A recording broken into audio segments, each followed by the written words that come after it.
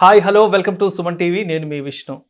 నేటి రోజుల్లో ఎక్కడ చూసినా ఎవరి నోట మాట విన్నా అందరూ స్టాక్ మార్కెట్ల గురించే మాట్లాడుకుంటూ ఉంటారు. అయితే ఒకప్పట్లా కాకుండా ఇప్పుడు అనేక రకాల యాప్స్ ద్వారా, ఇంటర్నెట్ ద్వారా స్టాక్ మార్కెట్ అనేది ప్రతి ఒక్కరికి దగ్గరైంది. అయినా సరే చిన్న చిన్న సందేహాలు అందరినీ వెంటాడుతూనే ఉంటాయి. ఎక్కడ ఇన్వెస్ట్మెంట్ పెట్టాలి, ఎలా ఇన్వెస్ట్మెంట్ పెట్టాలి, ఎప్పుడు ఇన్వెస్ట్మెంట్ పెట్టాలి, సో ఇలాంటి రకాల సందేహాలు ప్రతి ఒక్కరిని ప్రతిరోజు వెంటాడుతూనే ఉంటాయి. అయితే ఇటువంటి డౌట్స్ని క్లారిఫై చేసేందుకు ప్రస్తుతం మనతో పాటు ప్రముఖ స్టాక్ మార్కెట్ ఎక్స్పర్ట్ గీతానంద్ గారు ప్రస్తుతం మనతో పాటు ఉన్నారు. సో వారితో మాట్లాడి స్టాక్ మార్కెట్కి సంబంధించిన అనేక రకాల సందేహాలని మనం క్లియర్ చేసుకుందాం. నమస్కారం గీతానంద్ గారు. నమస్కారం. ఎలా ఉన్నారు? బాగున్నాను. విష్ణు గారు ఎలా ఉన్నారు? నేను బాగున్నాను. సో స్టాక్ మార్కెట్ గురించి మాట్లాడుకున్నప్పుడు ఎక్కువ మంది స్టాక్ మార్కెట్లో ఇన్వెస్ట్మెంట్ పెట్టినప్పుడు కొంతమంది నష్టపోతుంటారు, మరి కొంతమంది అంతే రీతిలో లాభపడుతుంటారు. సో ఇటువంటి పరిస్థితులు ఎందుకు ఏర్పడతాయంటారు? ప్రధానంగా స్టాక్ మార్కెట్లో లాభపడే వాళ్ళ శాతం తక్కువ ఉంటుంది, నష్టపోయే వాళ్ళ శాతం ఎక్కువగా ఉంటుంది. దీనికి కారణం ఏంటంటే సరైన అవగాహన లేకపోవడం. కేవలం 3 విషయాల మీద అవగాహన ఉంటే స్టాక్ మార్కెట్లో లాభాలు సంపాదించవచ్చు.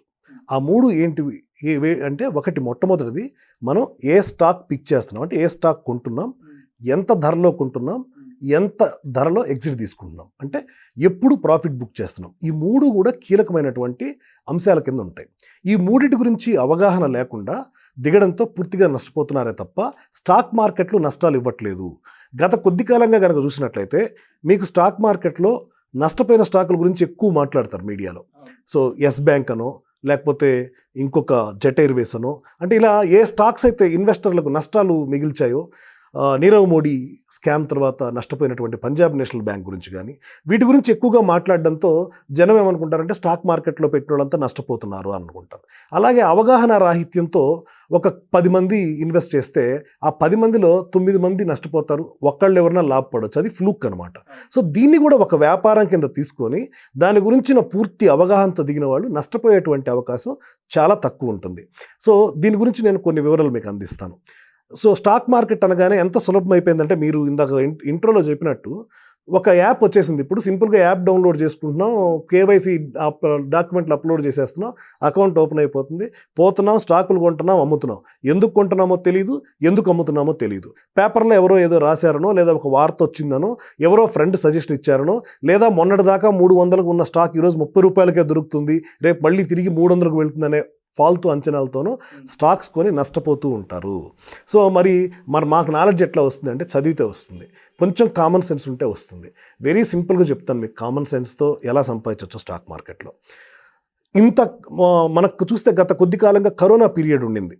సో కరోనా టైంలో విలవిల్లలు ఆడిపోయింది మొత్తం ప్రపంచ ఆర్థిక వ్యవస్థ మొత్తం కూడా. ఆ టైంలో మనం షాంపూలు వాడడం మానేసామా, సబ్బులు వాడడం మానేసామా, పోనీ రేజర్లు బ్లేడ్లు వాడడం మానేసామా? మానలేదు వాటిని.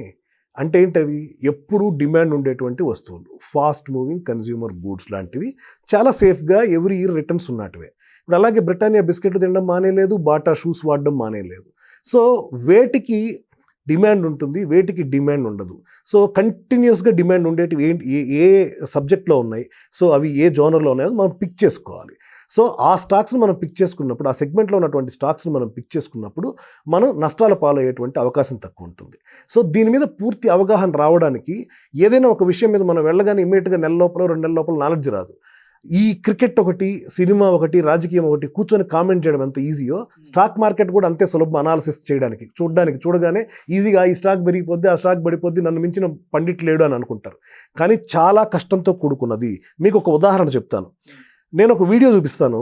ఆ వీడియోలో 4 గంటల పాటు గుండె ఆపరేషన్ చేయడం ఎలా అనేది డీటెయిల్డ్ వీడియో ఉంటుంది. 4 గంటల పాటు ఉంటుంది డీటెయిల్డ్ వీడియో. సో యూట్యూబ్లో వీడియో పెట్టుకొని చూస్తే 4 గంటల పాటు ఎక్కడ కొయ్యాలి, ఎక్కడ ఏది తీయాలి, ఎక్కడ మళ్ళీ క్లోజ్ చేయాలి, కుట్లు ఎలా వేయాలి, మొత్తం A to Z వీడియో ఉంటుంది. 6 నెలలు ఇదే వీడియో మీరు చూద్దాం, నేను చూద్దాం విష్ణు గారు. 6 నెలలు చూసిన తర్వాత ఒకరోజు సడన్గా మీకు గుండె నొప్పి వచ్చింది అనుకుందాం. గీతానంద్ గారు, మీరు ఆల్రెడీ 6 నెలల నుంచి వీడియో చూస్తున్నారు, నేను చూశాను, నేను టేబుల్ మీద పడుకుంటే నాకు ఆపరేషన్ చేయమనే ధైర్యం మీకుంటుందా? నాకు గుండె నొప్పి వస్తే నేను ఈ టేబుల్ మీద పడుకొని, విష్ణు గారు మీరు నేను 6 నెలల నుంచి వీడియో చూస్తున్నా కదా, ఏముంది కోసేయండి, ఇక్కడ పోయండి, అక్కడ పోయండి అని చెప్పే ధైర్యం ఉంటుందా? ఉండదు. ఎందుకు ఉండదు? సో దానికి ప్రాక్టీస్ ఉంది, దానికి ఒక నాలెడ్జ్ ఉంది, దానికి ఒక చదువు ఉంది. సో అలాగే స్టాక్ మార్కెట్కి సంబంధించి కూడా ఇప్పుడు నేను చెప్పిన ఎగ్జాంపుల్ లాంటిదే. ఏదో ఒక స్టాక్ కొనేసాము, అది క్లిక్ అయిపోయింది, లేదా ఇది పెరిగిపోద్ది, అది పడిపోద్ది, అంచనాలు, లేదా ఎక్కడో యూట్యూబ్లో చూసి నేర్చుకున్నటువంటి జ్ఞానం, ఇవన్నీ ఏం చేస్తాయంటే నష్టాల పాలు చేస్తాయి తప్ప లాభాల పాలు చేయవు. సో దాన్ని ప్రాపర్గా ఎలా నేర్చుకోవాలి? ప్రాపర్గా నేర్చుకోవాలంటే మీరు 2 రకాల పద్ధతులు అవలంబించాలి. ఒకటి వచ్చి ఒక ఫైనాన్షియల్ ఎక్స్పర్ట్ దగ్గరికి వెళ్ళి సలహా తీసుకోవడం ఒక ఉత్తమమైన పని అయితే, రెండవది ఏంటంటే మీకు మీరుగా పరిజ్ఞానాన్ని పెంచుకోవడం. ఎలా పరిజ్ఞానాన్ని పెంచుకోవచ్చు? సో రోజు మీరు పేపర్ చదువుతూ వస్తే కొన్ని వివరాలు మీకు అర్థమవుతూ వస్తాయి. వాల్యూ మైగ్రేషన్ ఉంటుంది. ఒక చోటు నుంచి ఒక చోటుకి వాల్యూస్ మైగ్రేట్ అయిపోతాయి. పక్షులు ఎలా అయితే వలస వెళ్ళిపోతాయో అలా వాల్యూ కూడా మైగ్రేట్ అవుతుంది. మీకు ఒక ఉదాహరణ చెప్తాను. మన చిన్నప్పుడు బుష్, డైనోరా ఇట్లాంటి టీవీలు చూసాం. అవునవును. BPL ఇండియా ఇట్లాంటి టీవీలు చూసాం. ఉండేది. ఈ రోజు ఉన్నాయా? లేదు. ఎందుకు లేవు? టెక్నాలజీ అప్గ్రేడ్ కాల. LG, శాంసంగ్ వచ్చినాయి. సరే, మీకు ఇంకొక ఉదాహరణ చెప్తాను. కొన్ని సంవత్సరాల క్రితం జనరల్గా బిజినెస్ అంటే ఊళ్ళలో STD బూత్ పెట్టుకోవడం ఒక బిజినెస్. ఈరోజు STD బూత్లు ఉన్నాయా? లేదు. మైగ్రేషన్ అయిపోయిందా? CD షాపులు ఉండేటివి ఇప్పుడు ఎక్కడ లేవు. లైబ్రరీస్ ఉండేటివి లేవు. So values ఏమైపోయినాయి? మైగ్రేట్ అయిపోయినాయి. మోసర్ బీర్ అని ఒక కంపెనీ మొత్తాన్ని ఏలేదు, ఏది సీడీల్లో. ఈరోజు ఉన్నాయా? లేవు. సో ఈ మైగ్రేషన్ అంతా ఎక్కడికి వెళ్ళింది? ఏం జరుగుతుంది? వాల్యూ ఒక చోటు నుంచి ఇంకో చోటుకు వెళ్తూ ఉంది. ఇన్వెస్ట్మెంట్లు ఒక చోటు నుంచి ఇంకో చోటుకు వెళ్తున్నాయి. ఎక్కడికి వెళ్తున్నాయి అనేది అవగాహన తెచ్చుకొని మనం ఇన్వెస్ట్ చేస్తే నష్టపోయేటువంటి అవకాశం తక్కువ. మీకు ఒక ఉదాహరణ చెప్తాను. ఇప్పటి వరకు కూడా ప్రపంచంలో డీజిల్ కార్లు, పెట్రోల్ కార్లు ప్రపంచంలో మ్యాక్సిమం ప్యాసింజర్ వెహికల్స్ ఇవే ఉన్నాయి. ఈరోజు ఎలక్ట్రానిక్ వెహికల్స్ వైపు మనకి మొత్తం మార్పు మొదలైంది. సో ఎలక్ట్రానిక్ వెహికల్స్లో వరల్డ్లో నెంబర్ 1 ఎవరు? టెస్లా.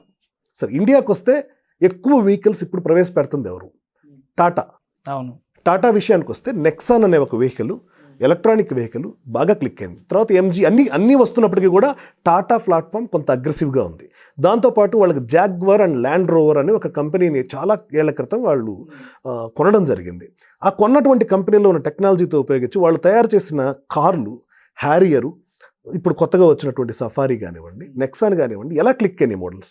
అంటే మీరు రోడ్డు మీద వెళ్తున్నప్పుడు మీరు ఆటోమొబైల్ స్టాక్ కొనాలంటే ఏం అక్కర్లా, అలా చూస్తూ ఉండండి. ఏ కార్లు ఎక్కువ కనబడుతున్నాయి కొత్తగా వచ్చిన వాటిల్లో మార్కెట్లో, ఏవి క్లిక్ అవుతున్నాయి మీకు అర్థమవుతుంది. టాటాలో హ్యారియర్ క్లిక్ అయింది, మార్కెట్లోకి వస్తున్నాయి.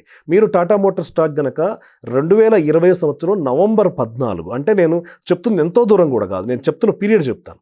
2020 సంవత్సరం నవంబర్ 14వ తారీఖున కొన్నా కూడా 148 రూపాయలు ఉండింది స్టాకు.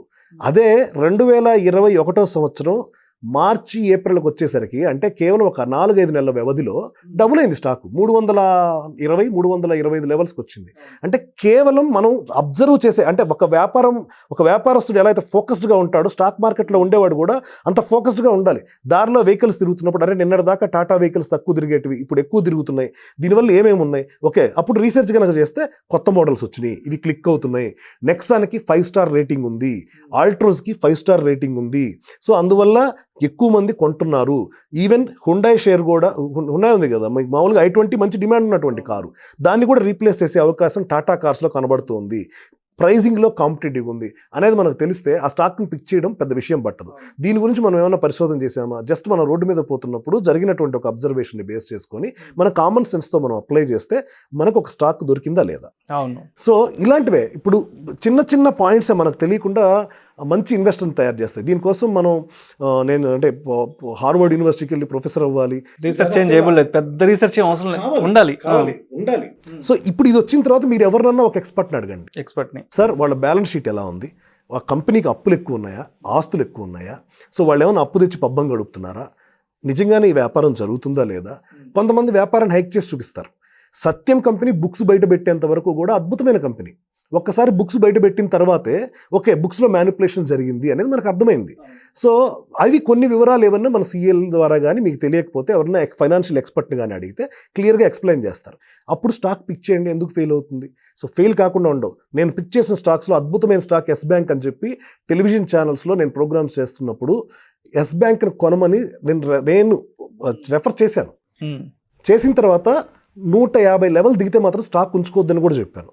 పడిపోయింది స్టాకు, నష్టం నేను తీసుకున్నాను, ఇంకా స్టిల్ నేను హోల్డింగ్ స్టాక్. ఒక రకంగా చెప్పాలంటే నేను పిక్ చేసినట్లు కూడా నష్టాలు పోతూ ఉంటాయి.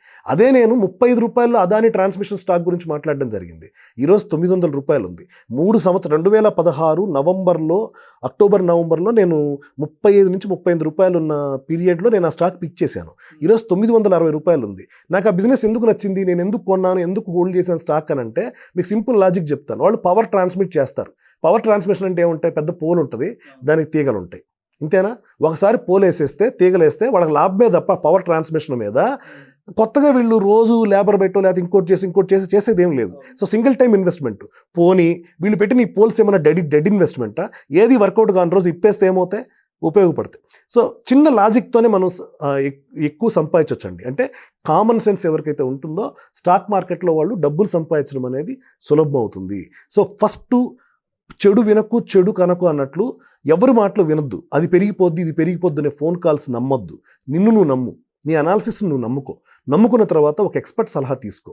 ఎక్స్పర్ట్ సలహా ఎందుకు తీసుకోవాలి? ఇందాక నేను చెప్పాను మీకు ఎగ్జాంపుల్. మీరు నేను 4 ఏళ్ళు టీవీ ఒక వీడియో చూసినా కూడా ఆపరేషన్ అంటే కూర్చొని చేర్చుకోలేము, ఎక్స్పర్ట్ కావాలి.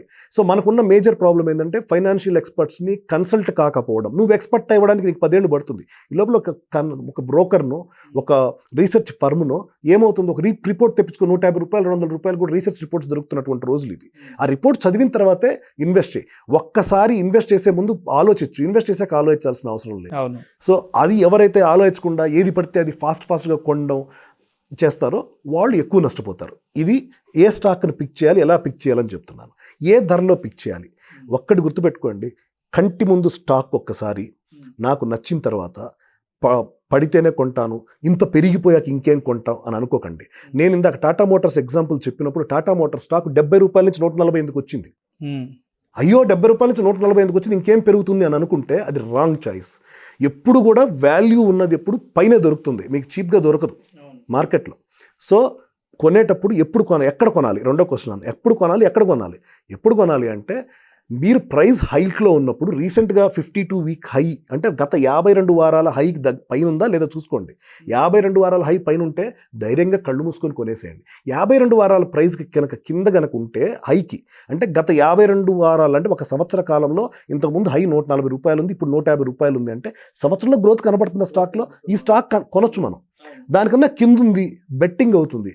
బాగా కింద ఉంది, మీరు లాటరీ టికెట్ కొంటున్నారు. లాటరీ టికెట్ ఎప్పుడైతే కొంటున్నారో మీరు గ్యాంబ్లింగ్ చేస్తున్నారు, ఇన్వెస్టింగ్ చేయట్లేదు.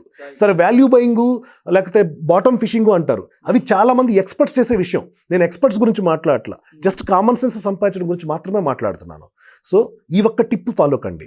ఒక సంవత్సర కాలంలో ధర పెరిగిందా లేదా చూసుకోండి. మీ ఫండమెంటల్గా మీకు దానిలో గ్రోత్ కనబడుతుందా లేదా అంటే ఏం లేదు, నేను చెప్పినట్టే రోడ్డు మీద కార్లు కనబడ్డాయా లేదా? ఓకే, మీరు సూపర్ మార్కెట్కి పోయారు, రోజు పేస్ట్ చూస్తా పోండి, కొత్త పేస్ట్ ఏది కనబడుతుంది? కాల్గేట్. నెలలా మీరు పోతుంటారు, కాల్గేట్ ఏం ప్రోడక్ట్ కొత్తది తీసుకొచ్చింది, ఇంకోటి ఏం తీసుకొచ్చింది, ఎవరిది ఎక్కువ ఉంది, మీరు అబ్జర్వ్ చేయడం, బిజినెస్లో అబ్జర్వ్ చేస్తా పోతే మీకు ఈజీ స్టాక్ మార్కెట్ సంపాదించడం. ఎప్పుడు ఎగ్జిట్ తీసుకోవాలి అంటే ఈ స్టాక్ మీరు కొన్న తర్వాత పెరుగుతూ ఉంటుంది, డబుల్ అయిపోగానే తీసేద్దాం, ట్రిపుల్ అయిపోగానే తీసేద్దాం కాదు. ఎప్పుడైతే స్టాక్ పెద్ద రౌండ్ నెంబర్ దగ్గరకు వస్తుందో అక్కడ డంప్ చేయండి. పెద్ద రౌండ్ నెంబర్ అంటే ఏంటో చెప్తాను. మనకి మారుతి 10,000 మార్క్ టచ్ చేసిన తర్వాత స్టాక్ కింద పడిపోయింది. సైకలాజికల్గా చాలామంది ఏం చేస్తారంటే కొన్నప్పుడు 10,000 వస్తే అమ్ముదాం అనుకుంటారు. 100 రూపాయలు కొన్న స్టాక్ని 1000 వస్తే అమ్ముదాం అనుకుంటారు. ఇవి బిగ్ రౌండ్ నెంబర్స్. జనరల్గా 1000, 2000, 5,000, 10,000 ఇవి బిగ్ రౌండ్ నెంబర్స్. సో మీరు ఒక స్టాక్ కొన్న తర్వాత 500, 1000, 5,000, 10,000 ఈ రేంజ్కి వచ్చినప్పుడు ప్రాఫిట్ బుక్ చేసుకోండి. వీలైనంత వరకు రైడ్ చేయండి. సో మనం 10 స్టాకులు కొంటే 10 స్టాకులు లాభాలు బాట పట్టక్కర్లేదు, 2 స్టాకులు చాలు. మీకు రాకేష్ జుంజునవాలా దగ్గర అట్టర్ ఫ్లాప్ స్టాక్స్ ఉన్నాయి. కేవలం ఒక టైటాన్ ఇచ్చినంత సంపద అతనికి వేరే ఏ స్టాక్ ఇవ్వలేదు. సో స్టాక్ మార్కెట్లో సంపాదించాలంటే మీరు సెలెక్ట్ చేసుకున్న 10 గుర్రాలు పరిగెత్తక్కర్లా, ఒక్క గుర్రం పరిగెత్తే చాలు. అంటే మీరు తీసుకునే 10 నిర్ణయాలలో ఒక్క నిర్ణయం సక్సెస్ అయితే మీరు రిచ్ అవుతారు. కాబట్టి ఇవి గుర్తుపెట్టుకుని ఇన్వెస్ట్ చేస్తే, పద్ధతిగా వ్యాపారంలా దీన్ని ఆలోచించి ప్రతిక్షణం దాని గురించి ఒక అబ్జర్వేషన్ పెట్టుకొని చేస్తే నష్టపోయే అవకాశాలు తక్కువ ఉంటాయి. ఇది ఓవరాల్గా నష్టపోవడానికి లాభపడడానికి మధ్యలో ఉన్న తేడా. ఓకే.